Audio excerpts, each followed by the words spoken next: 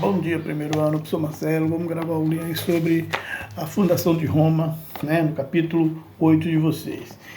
Como se dá a formação de Roma?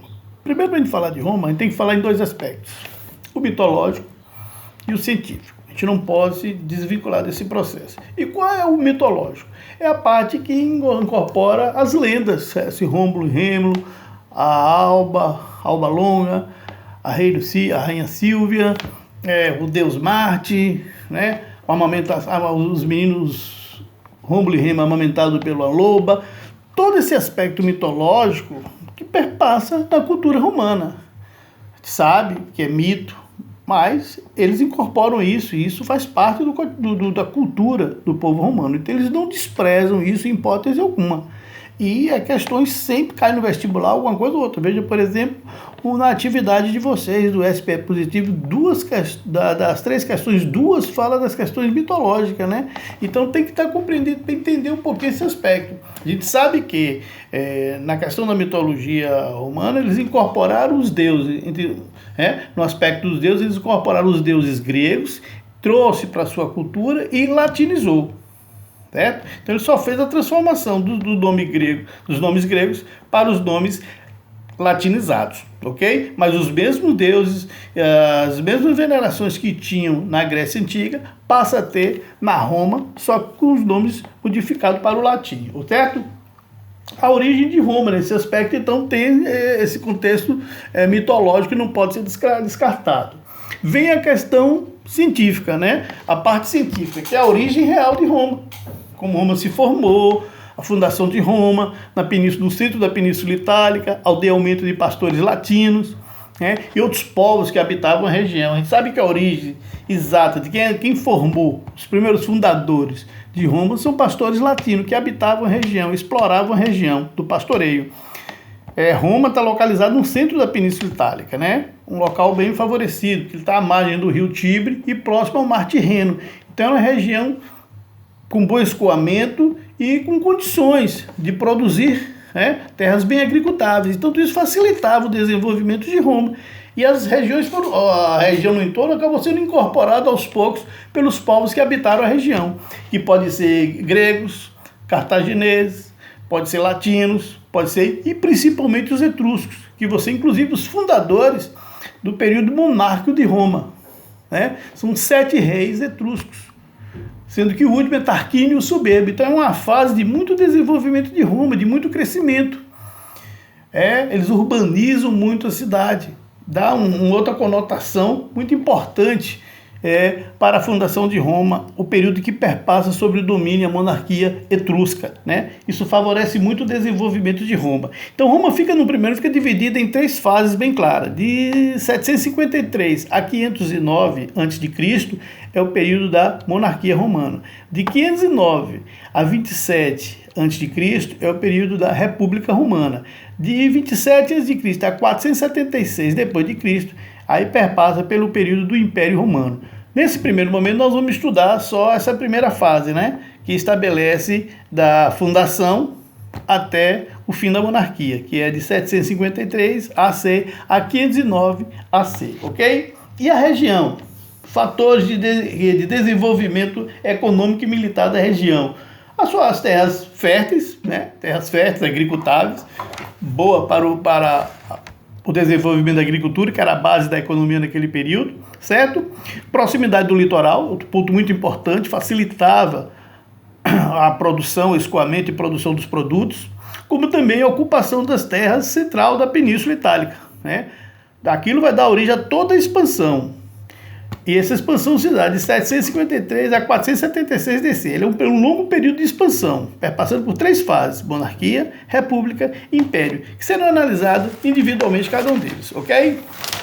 Nesse momento que a gente pontua da monarquia romana, a sociedade romana está bem caracterizada em 4 classes, né?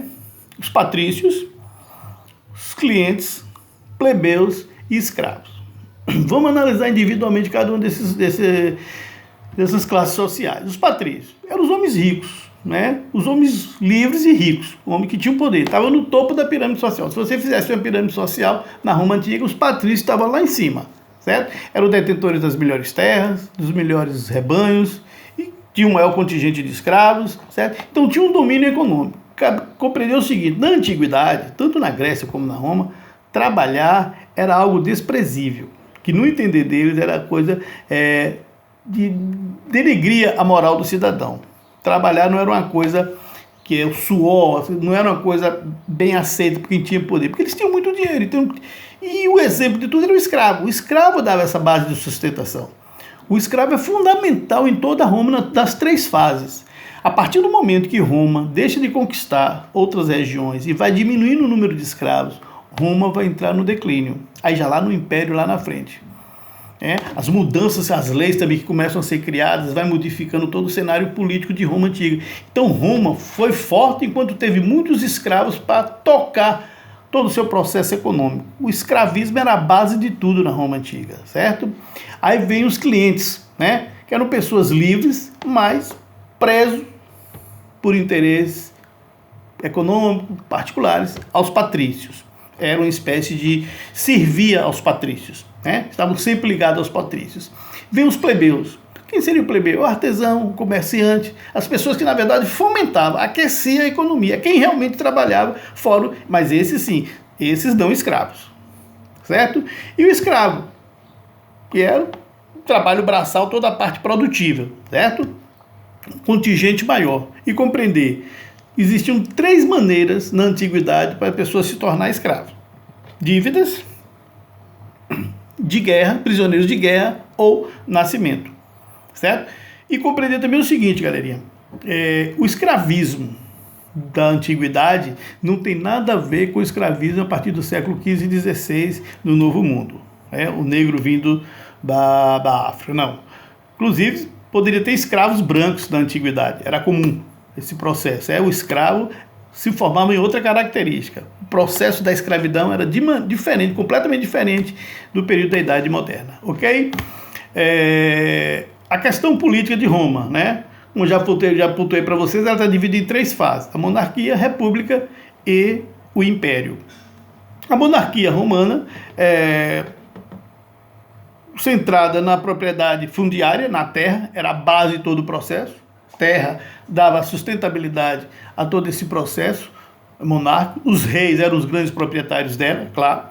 E um período de mudanças econômicas, físicas e políticas. É um período de muito desenvolvimento, de muito crescimento.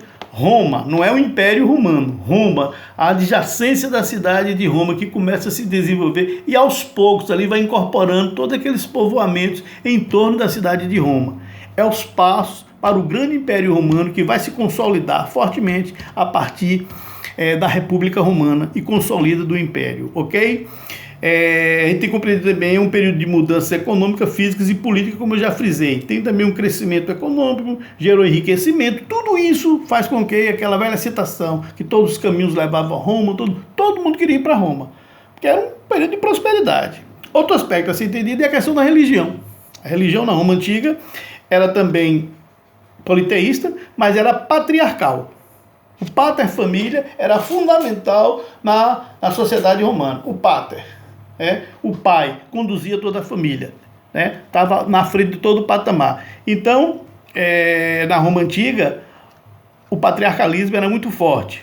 A religião politeísta. Esse pai era o responsável por conduzir o processo religioso na família. Existia o fogo sagrado, tanto externo, público, como privado.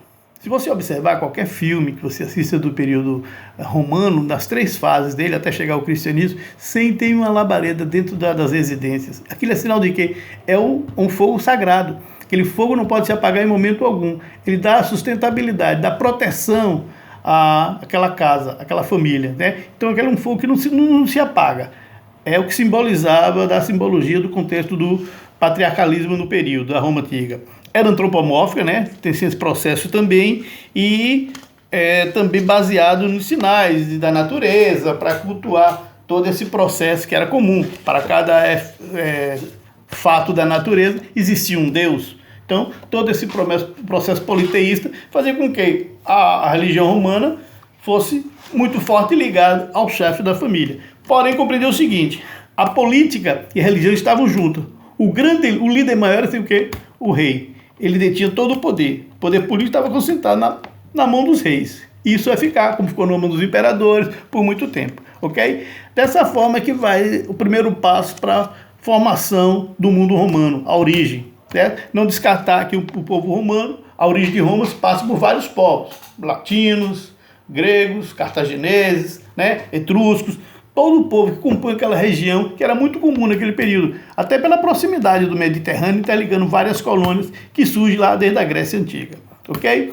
Bom, continue estudando, essa é a primeira fase de Roma, qualquer coisa entre em contato comigo, estarei esclarecendo, se possível hoje ainda postarei outro vídeo sobre a República e a Monarquia, e durante a semana vamos fazendo as atividades, inclusive, se você estiver desenvolvendo alguma atividade, ter alguma dificuldade, pode grifar essa questão, liga para mim, passa um WhatsApp, qualquer mensagem, um áudio, que eu esclareço e tiro a dúvida de vocês, independente de ser o dia da semana, ok?